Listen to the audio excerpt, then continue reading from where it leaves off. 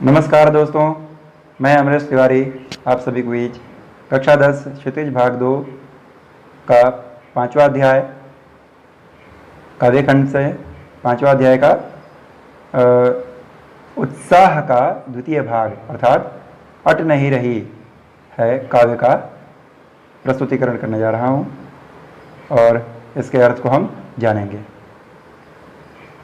आपको जैसे पहले वीडियो में मैंने बताया था कि सूर्यकांत त्रिपाठी निराला जी इसके लेखक हैं और इस पंक्ति को हम पढ़ते हैं। अट नहीं रही अर्थात समा नहीं रही, अर्थात हमारे नज़रों के दायरे में नहीं आ रही।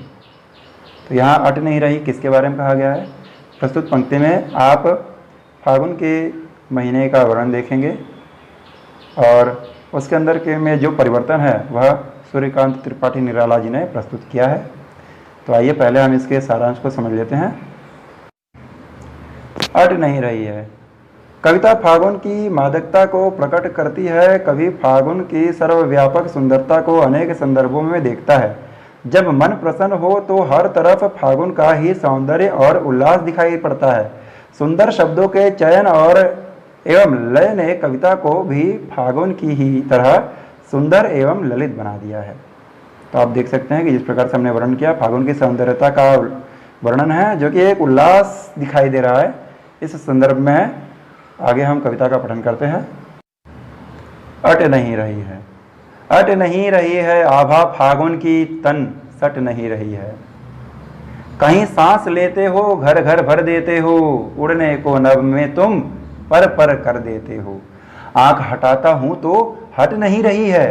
पत्तों से लदी डाल कहीं हरी कहीं लाल, कहीं पड़ी है उर्मे मंद गंध पुष्प माल। पाट पाट शोभाश्री पट नहीं रही है। इस प्रकार से कविता का हम पठन के आइए इसके अर्थ को जानते हैं। अट नहीं रही है अर्थात समा नहीं रही है। आभा फागुन की तन सट नहीं रही है। यहाँ पर फागुन की आभा फागुन की जो झलक है वह मेरे आंखों के दायरे में समा नहीं रही है। अट नहीं रही अर्थात न समाना। तो ये जो फागुन का जो छवि है वह मेरे आंखों के सामने समा नहीं रही है कि तन सट नहीं रही है। यह इतना विशाल इतनी दूर तक फैला हुआ है कि यह मेरे तन से सट भी नहीं रही है। मैं इसको अपने बाहों में ली या अर्थात मैं अपने अंदर समेट नहीं पा रहा इसे। कहीं सांस लेते हो घर घर भर देते हो। आपको पता है कि फागुन महीने में वसंत का आगमन भी होता है और विभिन्न प्रकार के पुष्प वगैरह खिलते हैं एवं सब वातावरण सुगंधमय हो जाता है। तो यहाँ पर हम देखते हैं कि कहीं सांस लेते हो घर घर भर देते हो। यदि थोड़ी सी भी हवा चलती है यानी फागुन थोड़ा सा भी सांस लेता है, वो सांस हवा चलना ही थोड़ा सा वो सांस लेने के संदर्भ में माना गया है। तो कहीं सांस लेते हो तो घर घर भर देते हो। उड़ने को नभ में तुम पर पर कर देते हो। अर्थात थोड़ा सा भी यदि तुम सांस लेते हो तो पूरे घर में फैल जाता है, यानी हमारे घर में सब जगह सुगंधित हो जाता है। यानी यहाँ पर कह रहे हैं कि जो भी आप सांस लेते हो उस सांस जो सुगंध फैली वो हमारे घर में भर जाता है। उड़ने को नभ में तुम पर पर कर देते हो। आपको पता है ये भी कि पतझड़ भी उस समय होते हैं तो थोड़ी भी हवा चलती है तो कई सारे पत्ते झड़ करके उड़ते हैं। तो उड़ने को नभ में तुम पर पर कर देते हो अर्थात सब जगह अपने पत्तों को फैला देते हो। आंख हटाता हूं तो हट नहीं रही। मैं जब इस दृश्य को देख रहा हूं, देखना चाहता हूं या आंख हटाता हूं तो हट नहीं रही है। मैं सोचता हूं कि चलो ठीक है अभी बहुत हो गया, लेकिन मेरी इच्छाओं की पूर्ति नहीं हो रही। अर्थात मैं सोचता हूं चलो बस अब नहीं देखना, लेकिन फिर भी जहां भी नज़र बंद करने की कोशिश करता हूं फिर से उस दृश्य को देखने का एहसास हो जाता है। तो आंख हटाता हूं तो हट नहीं रही अर्थात मैं अपने आप को रोक नहीं पा रहा। पत्तों से लदी डाल कहीं हरी कहीं लाल। पतझड़ का मौसम भी हो जाता है उसमें और नए नए जब पतझड़ हो जाता है तो उसके बाद में नए नए पत्ते निकलते हैं। तो नए नए पत्ते किस प्रकार के हैं? हट नहीं पत्तों से लदी डाल, कहीं हरी कहीं लाल। जो डालियां है वो पत्तों से लदी है तो किस प्रकार की, कहीं लाल है तो कहीं हरी है तो कहीं लाल है। कहीं पड़ी है उर में मंद गंध पुष्पमाल। तो जिस प्रकार से पतझड़ के बाद में जो नए नए कोमल पत्ते निकलते हैं, कहीं लाल कहीं हरे हो जाते हैं, उसके बाद में उसमें से जो पुष्प निकलता है वह सुगंधित होता है, मंद गंध पुष्पमाल।